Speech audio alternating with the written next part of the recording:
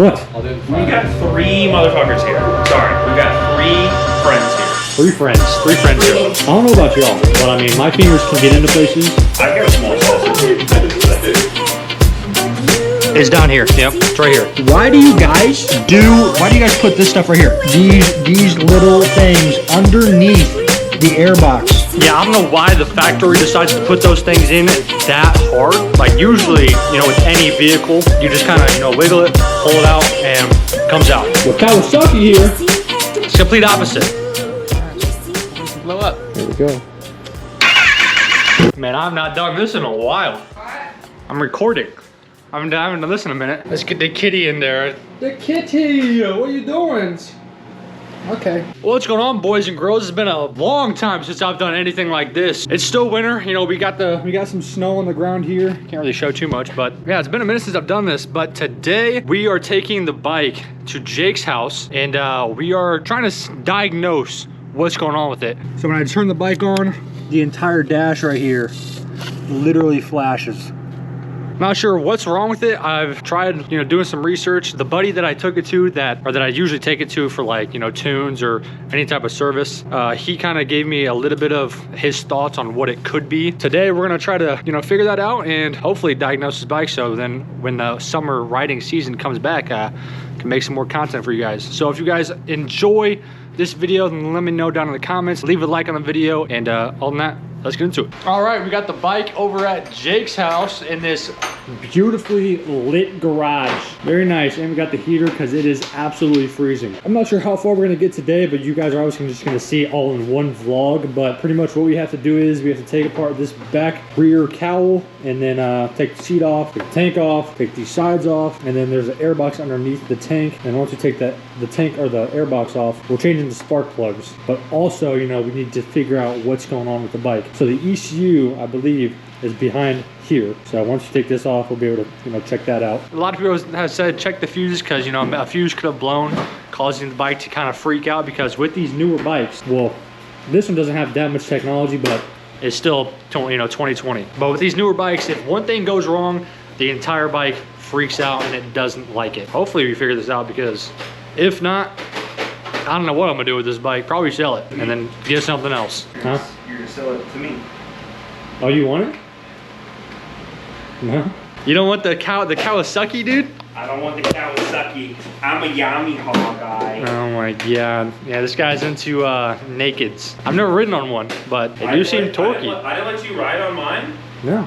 What a good friend I am. What a good friend I am. Or you're just a shit rider, one of the two. Hey, I have been in the ditch before, so. I've been in the trees. Yeah, we both, you know. We could be friends. We got some common denominators here. All right, so yeah, we're gonna take apart the bike, and you know, again, I'm not sure how far we're gonna get in today, but you guys are all gonna see it in today's vlog. So, hope you enjoy it. Is this all one piece, or is this a top piece and then a? No, so this just comes off. Ah, Heck yeah. Ah, my brother was like, my Yamaha R6 is better than your bike because it's older, has no technology, it's not gonna break as often. I'm like, isn't your shit leaking? I saw the butt on the floor in the garage. Yeah, there's a little bit of a leak on his bike. I saw it. Hey, I'm not saying older bikes are bad. Honestly, I agree with him. Older bikes are better. Seat is removed. You know what I'm thinking? Before I changed his battery, I didn't have this problem. Changed the battery. Problem occurs. Could it be the battery? Did you have it plugged into a tender? Yeah. Last time I had it plugged into a tender. I mean, we can break out the voltage meter too if we really wanted to. I honestly think it's just a connection. It might be. I mean, there's so many different wires, like all in here. Like, why did that just? Is this? What are these? Are these just holders? What is this? What is this? What is this? We're gonna have to look up the. I'm assuming you don't have a service manual, do you? No. I'm a Yamaha boy working on a Kawasaki. Yeah. I'm gonna need my instructions. Yeah, I got nothing here. Okay, so pretty much what Jake did before we kind of took the rear off a little bit more and took this front piece off, he tested the battery because, you know, I've kept the battery on a tender, I've kept the bike on a tender for a while, and he was checking to see if it could possibly be the voltage, because I mentioned that before I got this new battery, this problem with the bike never happened. So I was like, it could potentially be the battery, but why would it be? So he just wanted to 100% make sure that it was not. And we do have one more thing to actually test or try is the voltage, like with an actual voltage meter. So Just to see if it's reading past, like, was it 12, 14? something that's in the operating range. Yeah, I if think it's it's under 12, it's a bad battery. Yeah. So just little things like that to check. Yeah, so we're pretty much gonna take this back piece apart, this little cowl right there, just to check the ECU first. Once we figure out if it's the ECU or if it's not the ECU, then we can move more towards the front of the bike to where the fuse box is and where the spark plugs are, because eventually, you know, we're gonna be changing the spark plugs as well. But first thing on the agenda, get to the ECU.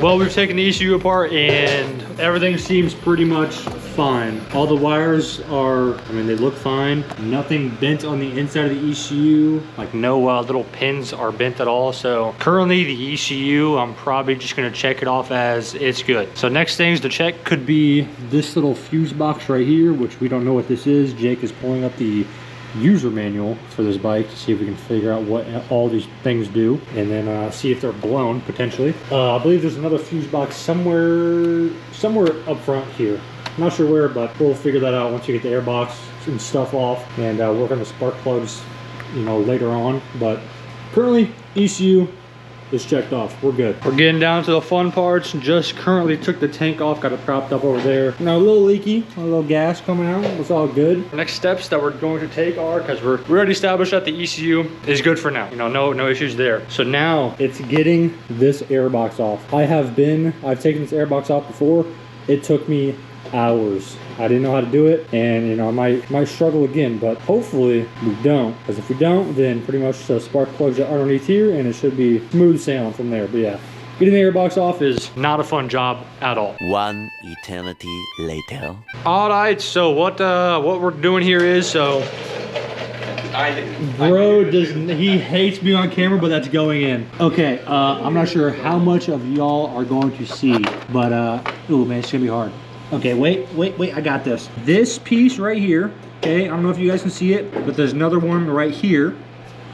And both of those bolts, I need to loosen just enough to where that the airbox gets loose and we can pretty much pull this thing just straight up. I've done this before by myself. It literally took me hours and I don't enjoy it. So it's probably gonna take... It's taking us literally 25 minutes. It's taking us... a friend during that time.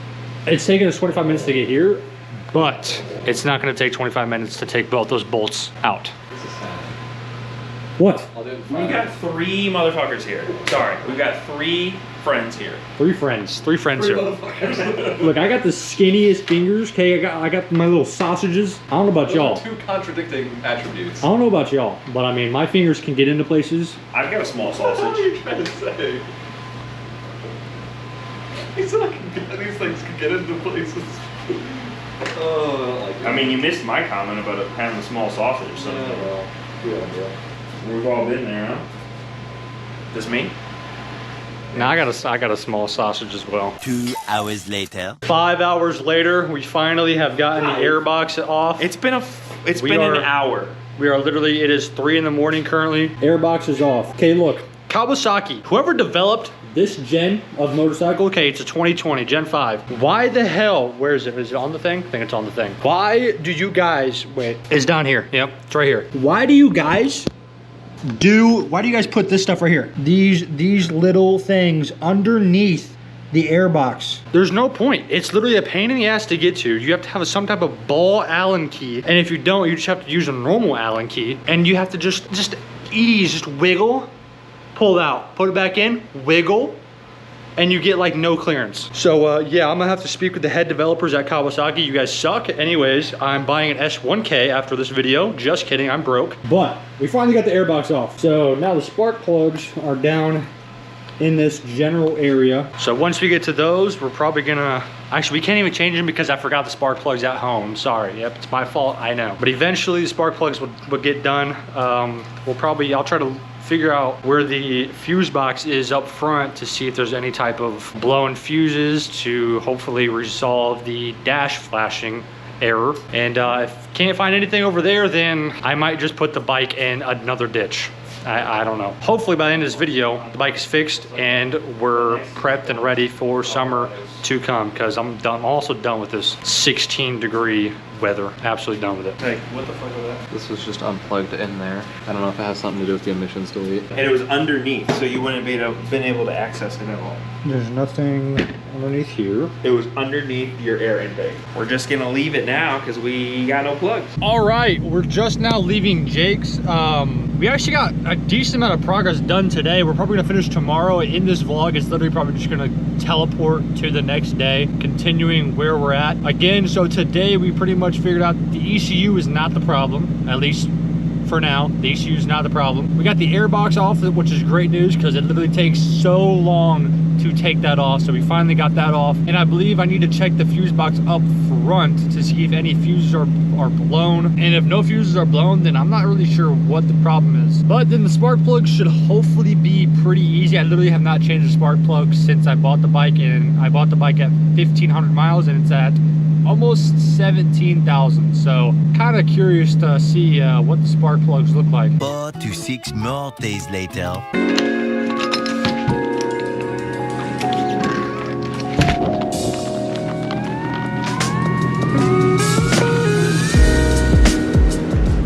What's going on, boys and girls? So it's been a couple days later, and we're going back to Jake's house. This time I actually have the spark plugs with me, so we're gonna change these out, hopefully figure out the issue with the whole dash flashing, and yeah, hopefully we can figure it out, because if we don't, then I really don't know what the problem would be. I don't know where I would even take it, but there's no thing online saying like what it could be, at least for this generation. So if we fix this, I think we're just master techs just right then and there. But we're headed to Jake's, so I'll see you guys over there.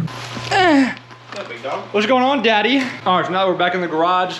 Got a couple things we need to work on. Now, since we have the spark plugs right here, which I believe those should be it, right now. All we have to do is pretty much get inside of here, take these parts off. We got 1, 2, 3, 4, replace those, and then that should be good. And then after that, I guess we just, I don't know, figure out fuses, if there's any blown fuses anywhere. And then if there are, replace them. If there aren't, I don't know where we go from there, but let's see how taking these spark plugs out and getting the new ones goes back in. Okay, so as we were trying to take off the coils to the spark plugs, we realized that it is a pain in the arsenal to get the coils out. We looked up a couple of videos, we looked at the user manual, and you know, no luck. So this is actually, I'm teaching you guys the easiest way to do this. So pretty much what you gotta do is grab a little towel here, and what are those called again? Just pliers. Pliers, yeah, sure. Got to turn it 90 degrees. Yep, turn that. So it normally is like that. So the plug can come through the connector. Turn it 90 degrees either direction. Somewhere like that. Take your shop towel or whatever so we don't damage it. Kind of use your fingers to see where the plug is. Just grab it, wiggle it back and forth, and you'll feel it start moving just a little bit, and there she goes. And there she is right there. Yeah, I don't know why the factory decides to put those things in that hard. Like usually, you know, with any vehicle, you just kind of, you know, wiggle it, pull it out, and it comes out. With Kawasaki here, it's complete opposite. You literally have to use Hulk strength and Now, how are we gonna get these tools fuckers out? yeah, to get these side ones out, because now we have, you know, both of these out. Get these sides out is going to be a bit of an issue, but you know, we'll stay tuned. Once we get one out, I'll show you how to get the other one out. All right, couple seconds later, we got the other side out. It's pretty much the same thing. So instead of pulling like up on it, you're kind of getting it from the side and kind of like prying it up. But either way, you know, we got 3 of them out. We just need this last one right here, which should be no biggie. And then we're changing the plugs and putting them back in, which putting them back in should be a little easier than taking them out. But then next solution is, our next thing we have to work on is figuring out why the dash is flashing. Okay, we got the first spark plug out. It's probably not gonna focus too well, but I mean, the spark plug doesn't look that bad, like at all. The focus job on this camera is not the best, but it's really not that bad. So 1 out of 3. Let's see how these other ones go, which by the way, takes a lot of twisting to get those out. These suckers have a lot of threads. Finally got all these spark plugs out, and they all pretty much relatively look the exact same, which is a good thing. And you know, after almost 17,000 miles, this bike is finally getting some fresh plugs. Got to be really skilled at fingering holes. Got to have a lot of skill. All right, a couple minutes later, got the new plugs all in, got all the coils back in. Pretty simple to pretty much put all those back in. Now all we have to do is just put this rubber piece, you know, back over those, plug them back in. Those should be good.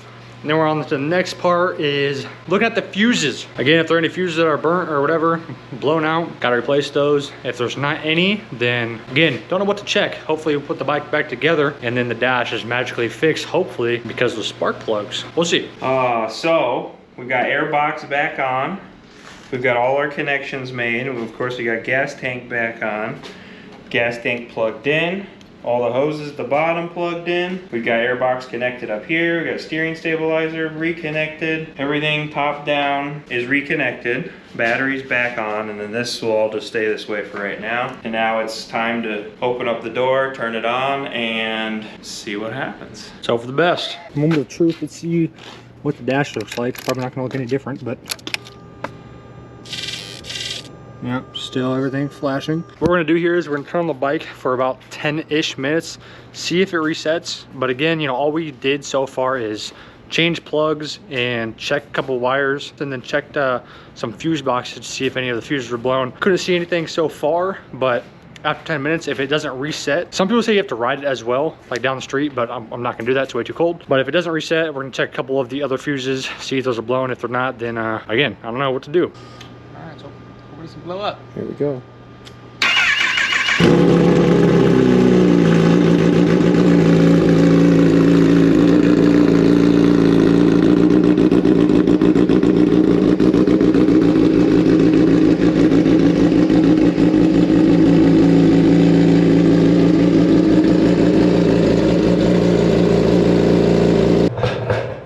Okay, so we went through every fuse on both sides. On this side right here, all those fuses back right there, and then all the fuses in here, and none of them are blown.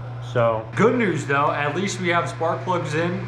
Bad news, the dash still flashes. God, I hate electrical things. After a while of ugga-dugga-ing, that might be a bad word, who knows, but we got the bike finally put back together, okay? Even though we're still having the dash problems, I'll show you guys one more time. Tire dash is still flashing.